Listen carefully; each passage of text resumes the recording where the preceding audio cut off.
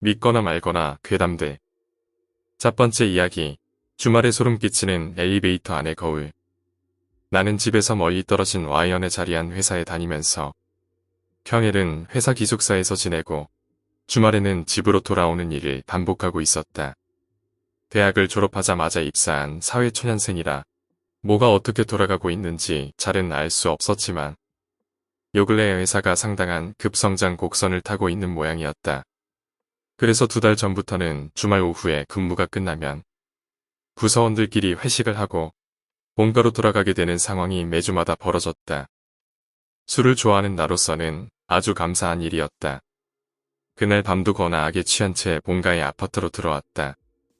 비가 내리고 있었는데 마침 우산을 입고 오는 바람에 차에서 내려 아파트 입구로 오는 동안 내 머리카락과 옷이 비에 젖어버렸다.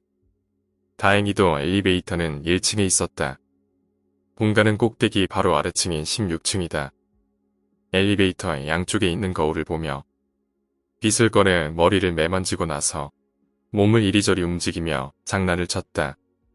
나는 어릴 적부터 평행하게 놓인 거울 사이에서 같은 광경이 무한히 반복되는 것을 참 좋아했었는데 그날도 역시 엘리베이터의 저 거울 사이에서 내 모습이 무한히 반복되는 것을 지켜보았다.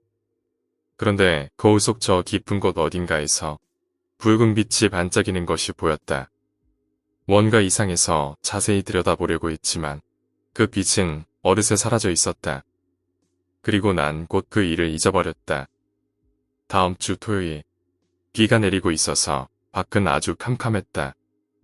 또 우산을 입고 오는 바람에 비를 맞으며 아파트로 뛰었다.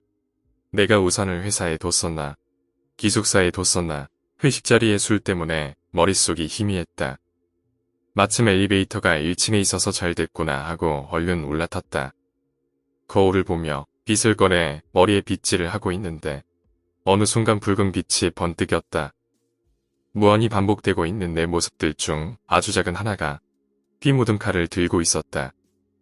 나는 깜짝 놀라 빗을 떨어뜨리고 말았는데 그때 거울 속에 나도 피 묻은 칼을 떨어뜨리고 있었다. 하지만 바닥에 떨어진 것은 그냥 평범한 빛이었다. 다시 거울을 보았지만 역시 거울 속에 비친 것도 평범한 빛이었다. 내가 술에 많이 취했나라고 생각하며 약간 꺼림칙했지만 역시 이 일도 금방 잊어버리고 말았다. 다음 주 토요일, 비가 내리고 있었고 밖은 어두웠고 나는 우산을 갖고 있지 않았다.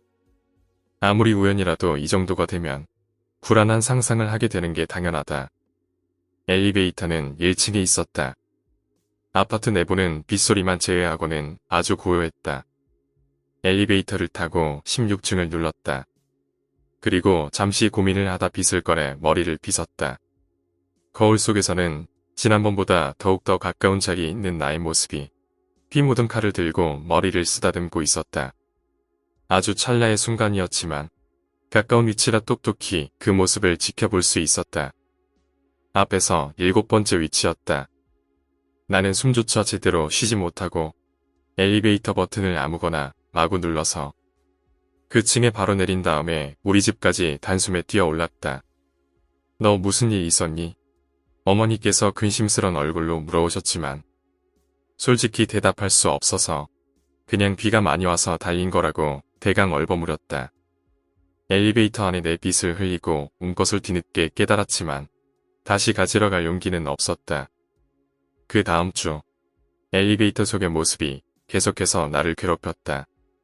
고민하다 어머니께 전화를 걸어서 토요일엔 절대로 집 밖에 나가지도 말고 혹시라도 어쩔 수 없이 밖에 나가게 된다 해도 엘리베이터는 타지 마시라고 말씀을 드렸다.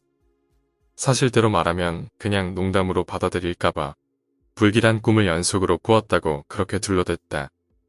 토요일, 회사가 있는 와이어는 맑은 날씨였지만 본가로 돌아오니 역시 비가 내리고 있었다. 나는 우산이 없었고 아파트 내부는 조용했다. 빗소리만 들릴 뿐이었다. 이번에도 엘리베이터는 1층. 엘리베이터의 저 문이 열리고 안으로 들어가면 다시는 나오지 못할 것 같은 예감이 들었다.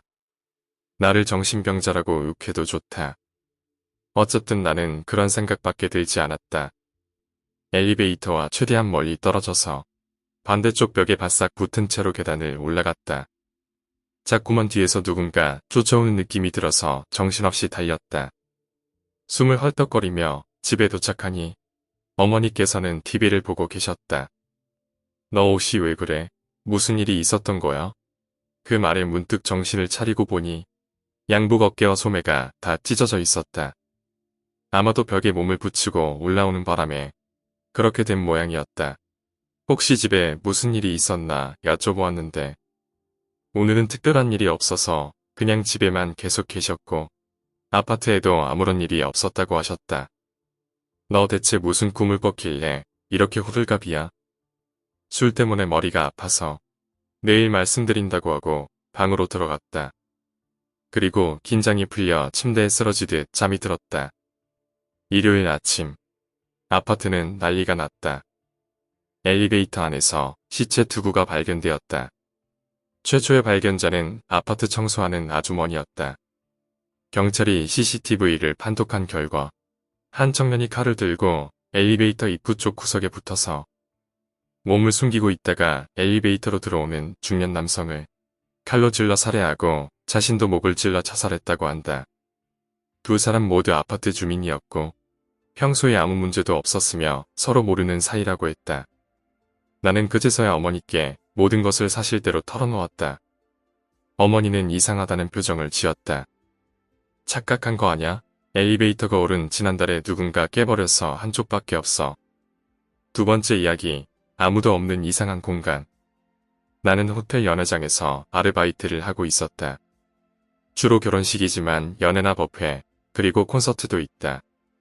오늘은 이렇게 이른 시간이면 결혼식은 아닐 텐데 회식이나 다른 거겠지 하고 생각하며 편하게 갔다. 그랬는데 건물 안에 사람들이 아무도 없었다. 왜일까? 오늘은 일하는 사람을 적게 부른 날인가 하고 생각도 해봤지만 30분이 지났는데도 직원용 탈의실에 아무도 오지 않는 것도 이상하다. 설마 시간을 잘못 봤거나 한 건 아니겠지 하며 연회장으로 나갔다. 그랬더니 역시 아무도 없다. 혹시 알고 있을지 모르겠지만 호텔의 뒤편은 매우 무섭다. 사람이 아무도 없으면 호텔의 앞쪽도 무섭지만 뒤편은 정말로 무섭다. 아무도 없는 장소에서 사람 목소리를 들었다거나 누가 방으로 들어오라고 해서 갔더니 아무도 없었다라는 소문이 떠올라서 필사적으로 다른 사람을 찾았다.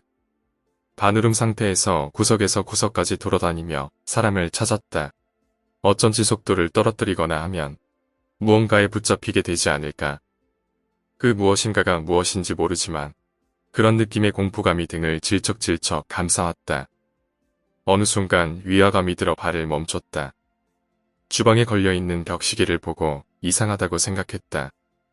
끝에서 끝까지 그리고 구석에서 구석까지 많은 장소를 헤매었기 때문에 탈의실을 나오고 나서 상당히 많은 시간이 흘렀을 텐데 시각이 그대로였다. 탈의실 나올 때 시계를 확인했고 내 손목 시계도 봤는데 시간이 전혀 지나지 않았다. 어쩐지 위험하다라고 생각하며 우선 나에게 익숙한 다른 장소로 향했다. 그런데 지하에서 여기저기를 둘러봐도 아무도 없었다. 그리고 엘리베이터를 타고 5층 연회장으로 다시 돌아오니 분명히 조금 전까지 불이 켜져 있었는데 이제는 모조리 꺼진 상태였다. 정말로 눈물이 나오고 어떻게 하면 평상시의 장소로 돌아갈 수 있는지 엘리베이터에서 나가지 않고 필사적으로 고민했다. 생각하려고 했지만 공포로 머리가 잘 돌아가지 않는다. 이렇게 말로 하면 이상하겠지만 혼자서 죽을 것 같았다. 우선 밝은 바깥을 봐야겠다 싶어서 호텔 앞쪽 5층 테라스로 나갔다. 그랬더니 아무도 없었다.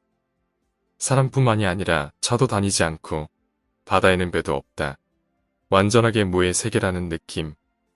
덧붙여서 시간도 지나지 않았다. 시계도 멈춰 있다. 너무 무서워서 위가 아프고 심장 박동도 불안했다. 제정신이 아닌 상태에서 다시 안으로 돌아오니 6층에서 인기척이 났다.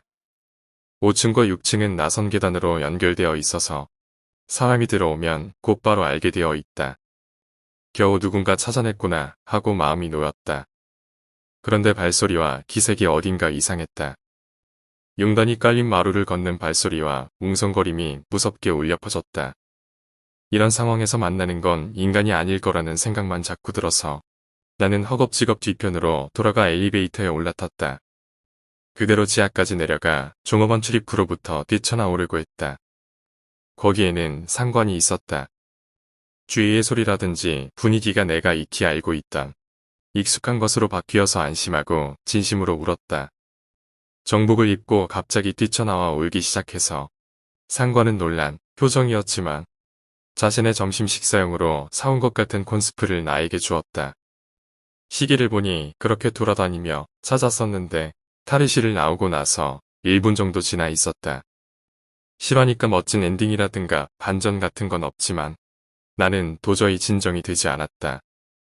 간신히 마음을 추스리고 나서 상관과 함께 안으로 들어가니 모두 평범하게 변해 있었다. 그 공간과 6층에 있었던 것들은 과연 무엇이었을까? 오늘 이야기는 여기까지입니다.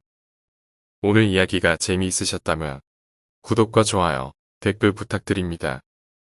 댓글은 저에게 큰 힘이 됩니다. 감사합니다.